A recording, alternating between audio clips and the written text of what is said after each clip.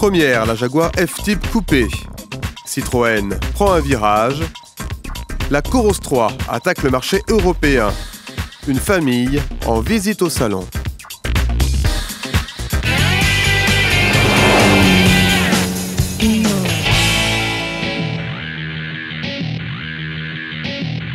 Cette F-Type coupé R est historique. Le dernier coupé de place construit par Jaguar n'était autre que la mythique Type E. Pour ce comeback, Jaguar a relooké sa F-Type cabriolet déjà existante. La version coupée est encore plus séduisante.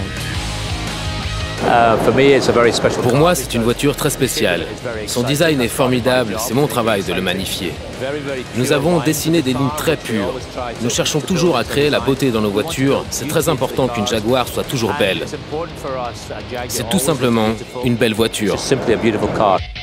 Cette Jaguar est une vraie sportive. La version V8 à compresseur de 550 chevaux donne sa vraie dimension au Roadster. La vitesse maxi est limitée à 300 km/h. Pour profiter de la bête, les designers ont mis le pilote dans les meilleures conditions. Ce que j'aime, c'est cet espace ici. Il est construit autour du conducteur. C'est vraiment un cockpit dédié au pilote. L'interface tactile est très importante, mais je voulais garder des boutons mécaniques. C'est une voiture de sport. Je ne voulais pas seulement des boutons électroniques, mais des choses que l'on pourrait toucher, comme ces boutons qui possèdent une vraie sensibilité. La gamme F-Type coupé débute dès 67 000 €. Pour cette version radicale R, le tarif grimpe à 104 000 €, presque raisonnable pour conduire cette belle anglaise.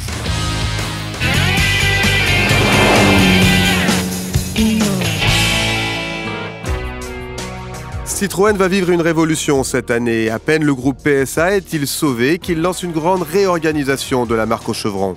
Le nouveau patron de Citroën a déjà dit que la ligne DS serait une marque DS. Donc ça veut dire que ça marche tellement bien qu'elle a les reins assez solides pour devenir une marque à part entière. Mais ça signifie aussi qu'elle a fait un peu d'ombre à la marque Citroën. Si la voie des DS dans la catégorie des premiums est toute tracée, le reste de la gamme doit se réinventer, changer son ADN.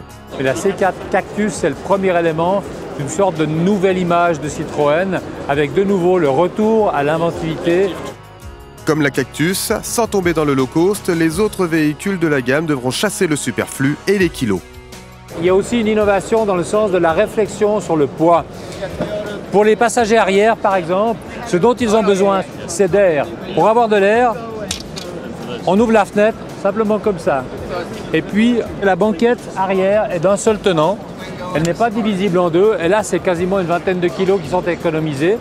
Résultat du régime, le Cactus ne pèse que 965 kg et économise du carburant seulement 3,2 litres au 100. Citroën drague une nouvelle clientèle familiale à la recherche de voitures économiques, pratiques et ludiques. L'esprit de chevaux est de retour.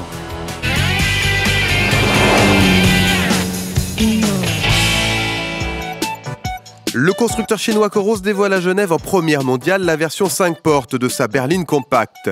Baptisée Coros 3 Hatch, la petite asiatique semble taillée pour conquérir le marché européen. Le design est plus émotionnel, plus moderne, plus sportif. C'est pourquoi les jeunes l'achètent, surtout en Chine, où les 25-35 ans ont les moyens.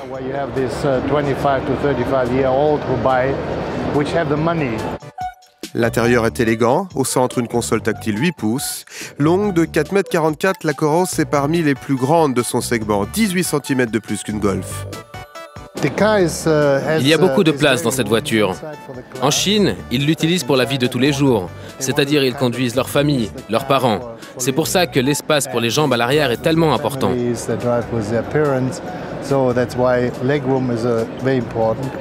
Cette Coros reste au top de la sécurité. Comme la version Tricor élue voiture la plus sûre de l'année 2013, elle a décroché 5 étoiles au crash test de l'Eurocap.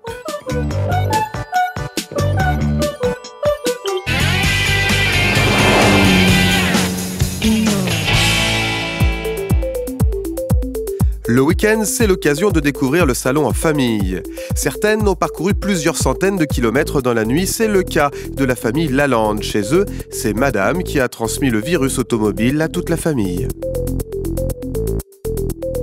C'est un petit peu moi qui ai entraîné mon mari sur le secteur automobile. Ma fille, c'était pas prévu qu'elle vienne avec nous sur ce salon et puis elle faisait un petit peu la tête. Passage obligé pour Maëlys, le stand Porsche. C'est tout intimidé qu'elle a pu s'asseoir pour la première fois au volant de la voiture de ses rêves. Tu peux toucher la voiture? Ça fait tout drôle et puis c'est vrai qu'à la maison on n'en a pas beaucoup des voitures comme ça, on n'en a pas.